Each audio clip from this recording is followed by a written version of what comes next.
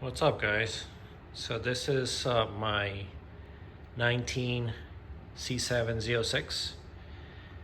I guess I've had this car a little bit over 2 years, and not many people know what's the deal with it, or what's done to it or not done to it. And I just really just posted a couple track videos here and there. So I guess this is just an introduction to the car, I guess. Not a lot of people, but a couple of guys have asked me, what's the story with the car and what I'm doing to it, and when I'm going to put twin turbos coming out of the hood. And sorry to say that to those guys, but that's not happened to this car. So like I said in my last video, this car really came to be because I was tracking the Camaro, and the Camaro just got really expensive to track on a regular basis. The consumables were very high. And a couple of other things that I didn't mention on the video was the car. I really didn't like the how harsh the car was. The car is very stiff. But the tracks that I go to, or the main track that I really like here in Florida, it's Sebring, and Sebring is super bumpy. So like through turn 17 and turn 1, I really didn't feel confident in the car. I know I could have done it, and I've seen guys that go way faster. But to me, it just felt like the car was just gonna let loose, because it was jumping so much. The other thing is that one day I went to a different track, Palm Beach, and this guy had the same car. It was just white, and it caught on fire. And really, that wasn't really what turned me off about it. But what happened was, he actually was able to make it to the pits. He was that close. He just made it to the pits, and the fire started coming through through the dash. And he panicked, and natural reaction, he just tried to get out of the window. Well, guess what? The helmet didn't fit. Like, his helmet didn't fit in between here. Okay, so after that, I was like, oh crap. I tried to put my helmet in, and guess what? My helmet didn't fit either. So you don't hear a lot of them catching on fire, but that to me, kind of said that was the last nail in the coffin. So I decided to get rid of it, and I really liked my C6, the way it drove and everything like that. But the car was old, and so I wanted something a little bit more modern, and I had heard that GM had fixed the cooling issues on the 19s, and so the goal really was to get a C7 ZR1, and I went to the dealership, and they had an orange one there. It was slightly used. The owner of the dealership had driven it for a while, and that was the goal. Like, that was the car that I wanted to get. But when I got there, I'm looking at this car, and I'm like, if you go off track with this thing, it's easily 20 grand. I mean, it had like so many things hanging out of the car, the carbon brakes and all that kind of stuff. It was just, and the car also was really, it was basically double what this car is, or what I paid for this car. So I told him, I said, look, I'm sorry, I'm not gonna buy that one, but they had this one. And blue is not my first choice. I would have bought a black one. But everything else kind of fit the bill. They kind of like the way I wanted it. This is almost a base car. So if you look up Corvettes, this is a 1LZ. So this is the lowest trim that you can get on the Corvettes. And it did have a couple options. One of the options were these Spectra wheels.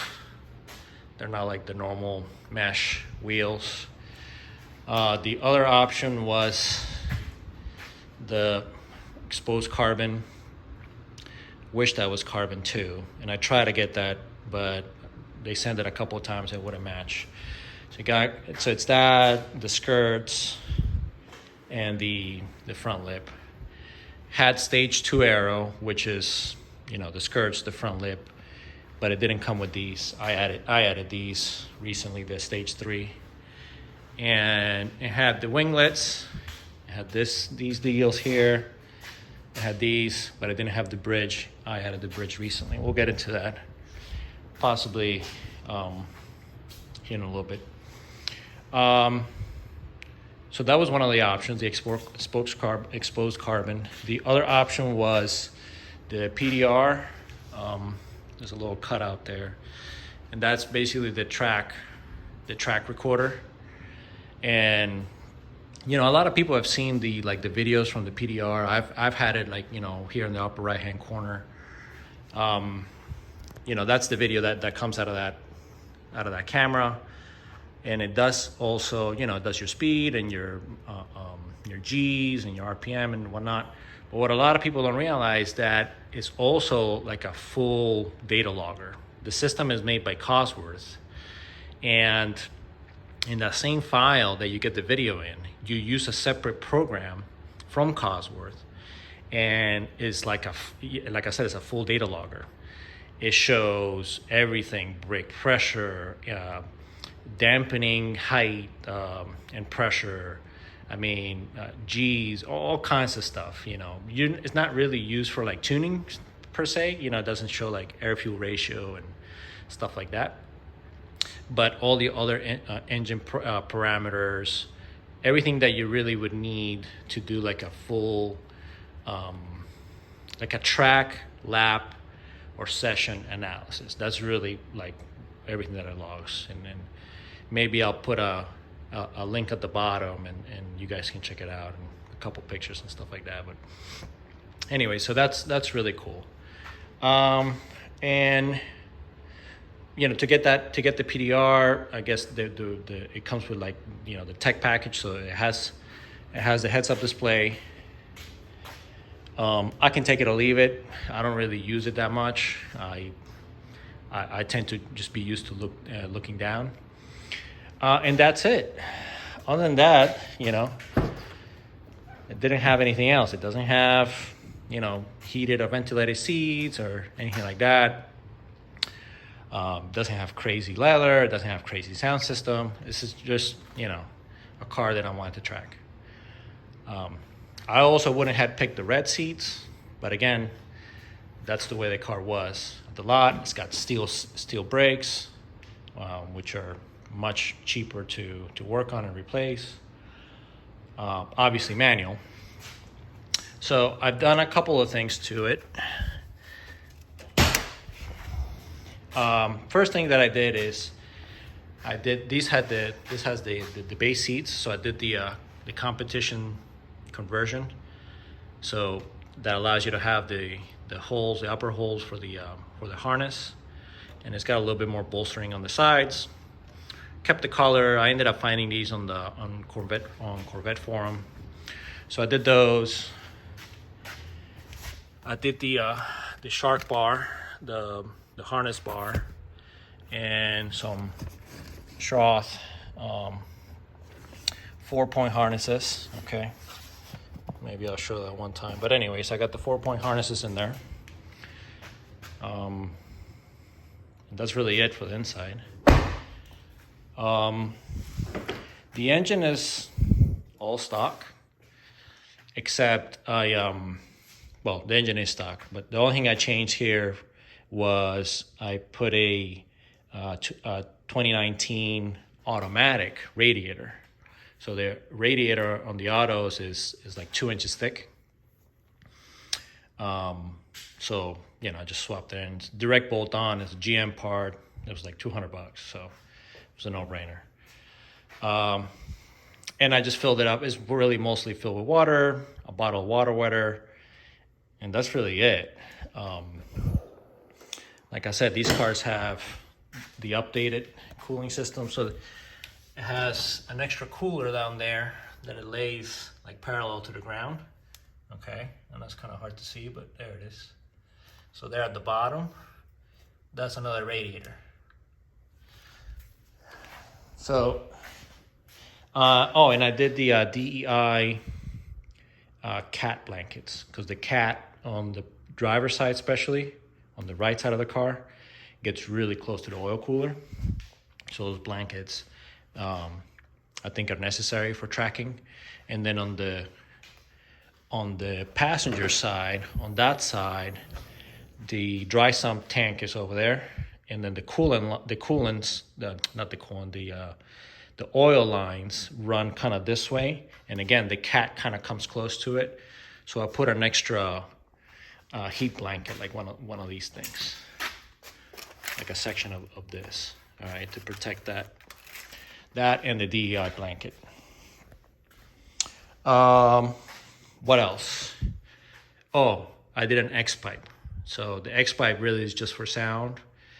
The car's not tuned or anything like that, so it doesn't. I don't really think it increases power at all, but it does delete the secondary cats, so it gives it a little bit more volume. And that's it really for the mods, or engine mods. For the brake setup is almost stock calipers. These are not stock rotors, but they are stock hubs. These are the gyro disc rotors. This is my first set of them. They got about 4 track days on them, and yeah, they're getting a little toasty, but nothing really to worry about. That's pretty normal to get those. The brake pads, using the Hawk DTC 70s in the front and 60s in the rear. Obviously, brake fluid. And on the rear, I also did the gyro discs. I didn't have to in the rear. The factory ones were still good after like 20 track days. They were still good. I got them in one of my cabinets over there. But you know me, I wanted it to match, and I had the hubs done in black, because the gyro disc comes with those like purple kind of looking hubs, and this is the stock one, which is already black. So I thought that matched pretty good. And so since this car came with it was just a base car, it had the normal suspension, or like the soft suspension, what they call the FE6 suspension. So I tracked that for also about 20 track days, and I recently did the C07 suspension upgrade, which is the front and rear leaf springs from a C07 package, and the sway bar bushings. I did not do the shocks because the GM won't give you the programming for the shocks. So, I don't know. Some people have done it, so I'm not sure if it's worth it or not. To be honest with you, I kind of wish I had just done coilovers and call it a day. But I kind of wanted to keep the car kind of factory. The goal with this car is, like, if anything happens to this, I just want to take it back to the dealer and be like, here, fix it. It's under warranty. It's not modified. Or it's not modified in any way that they can, bark about it. And then recently I did the rear toe links. I'll probably explain a little bit more about that on the next video. Probably gonna do like a track, like a getting ready for the track. Okay, like maybe not a how-to, but like the things that I do to get ready to the track. And then I'll talk about the things that I want to do in the next track day, which is coming up in a couple of weeks. And then a change that I just did is I did the stage 3 front gurneys, these things. Again, I wish that you can find them in carbon, but the companies do make them, but they don't really match. And really this lip is already destroyed. It's already gotten mangled down there in a few spots. So I may just do the black one eventually anyways, but those are factory. And then I added the stage 3 bridge. So it's basically just a giant gurney flap. So we'll see how that works, you know. So that's it. Nothing really crazy exciting. Again, you know, I never really talked about the car or showed the car. And I guess this is the stuff that we would do back in the day in the forums and stuff like that. You know, we would chat about the car. We would say, hey, you know, this is what we're doing with the car and this is what we're doing next. So yeah, that's it, guys. You know, nothing crazy. Not doing a crazy twin turbo build or this or anything like that. It's gonna stay pretty much stock. The car is really primarily used as a track day car. And as it is, it's really overkill. It's way more car than my skill level. So honestly, if I did anything, would be to get something else that is slower. And I know that for a lot of people that may sound crazy, but you know, this is the kind of car that it's really easy to get into bad habits. I also, you know, from just driving all-wheel drive cars for so long, I have a lot of bad habits. And it's really easy to go fast in this car because it goes really fast in the straights. So, you know, you may think to yourself that, hell, you know, hey, I'm doing great. I'm running X time, you know, this around this track is great. But really, you know, I find myself braking way too early and taking turns way too slow, much slower than what I could. So in that sense, this car, you know, you can grow into it, you know, but I definitely would not recommend this as a first track day car or track car, whatever you want to call it. Way too much car, way too fast for a beginner, a dead beginner, you know. The capabilities of the car are really high. And the speeds that you carry are you know, sometimes can be, you know, scary, you know, and stressful. So that may be exciting for some people. You know, I find myself half the time, I'm like it, half the time I'm like, oh my God, I'm already out, you know, like I'm already at the turn, you know, like things happen almost too fast. So, but listen, mechanically speaking, the car's been amazing. I haven't had any mechanical issues. I've never thought or felt that the car was gonna, you know, have any mechanical issues at the track.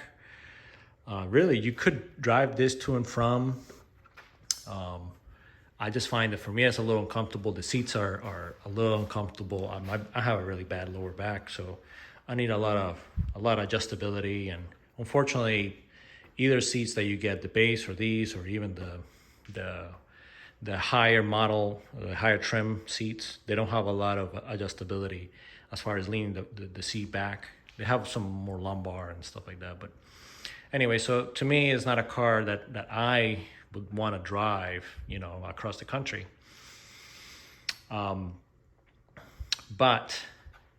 you know, on track is been, you know, almost trouble-free. I have had a couple of issues. One of the issues that I've had sometimes is if I go through a set of rumble strips or I hit a curbing on the track really hard, especially on the driver's side, okay, the airbag light goes off, and basically it just turns off the whole airbag system in the car. Some of the 19s, the ZR1s, they're only 19, but some of the ZR1s had that issue. But because this is not a ZR1, you know, the dealer doesn't want to put a ZR1 file into it, you know, because there is like a software fix for the ZR1s. And I haven't really found anybody else that has had this issue. And honestly, it's a minor driving adjustment. I just don't hit the rumble strips as hard. And that's it. That doesn't happen. Okay, so that's really the main issue that I've had with the car, as far as something that is definitely wrong with it. The other issue that I'm having, and that may be some kind of setup, or that may be something that is over time getting worn out, or something getting damaged or something like that. On my last track day, when I was coming under heavy braking, the car would do one of these. Okay, so the rear end would get a little squirrely under heavy braking, and this was a Sebring.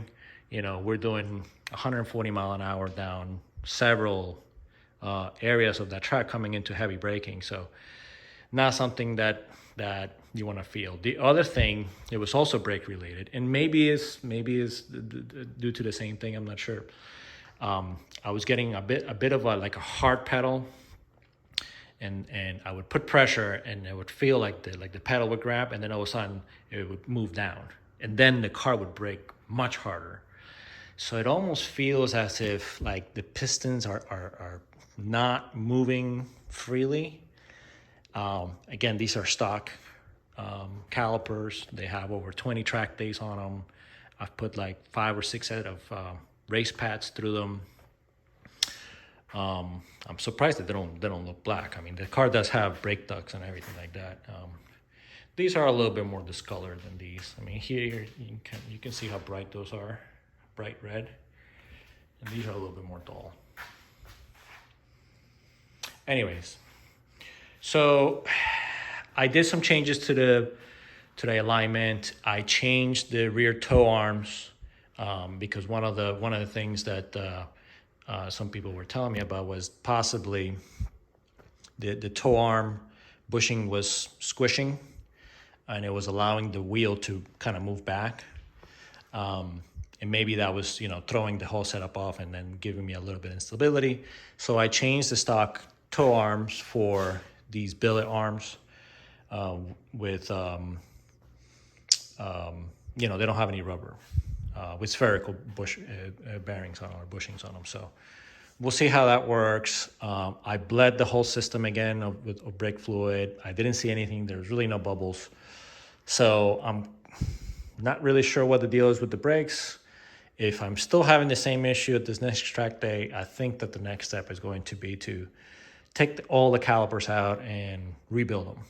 Take all the seals out, take all the pistons out, and just replace all that stuff with new, and see if that if that improves it. Because obviously having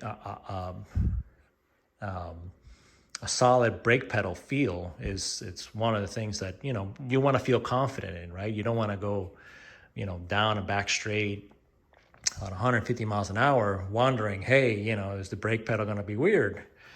It's never not stopped, and it's never gone to the floor, and I've never really had an issue of air in the system or anything like that. So it's just one of those funky things. But anyways, besides that, solid. Okay, I just basically throw oil. I do oil changes.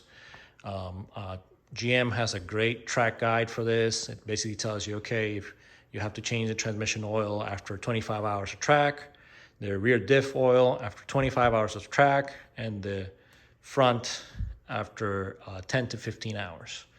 So in the front, honestly, it's the oil gets to about 260 to 270. So it gets pretty hot. I do use Mobil 1 15W50, which is recommended from the factory. So I know I can take it. I've done oil analysis. The oils look good. But still, it gets really hot. So, I won't go more than 3 days, 3 track days on the same oil. And that's it, pads, brakes, fluids. The car doesn't really move the alignment basically at all. I have changed it a bunch, but just trying different setups. But not because it's not like the Camaro. The Camaro, I had to realign it every single time. So in that sense, this car, you know, it's been much easier, you know, and I think it looks great. You know, blue, it wouldn't be my first pick. I would have wanted black, but hey, I got a great deal. The car was sitting there on the lot. This was back when this car sat on that lot at least 9 months. Okay, so those guys were delighted, very excited when I showed up, and you know, they were disappointed that I didn't buy the CR1, but you know, they had no problem selling that to somebody else. Nobody was buying this, you know. I don't know if it's the red seats or what's the story, or, you know, it's a base car, but hey, for me, it's worked out great. So I think on the next video, guys, what I'm going to do is I'm going to do, like I said, like a track prep, all right, that I do for myself. And then I am going to go to Sebring again. And I'm gonna, you know, record that. I'm also gonna try some new tires that I got.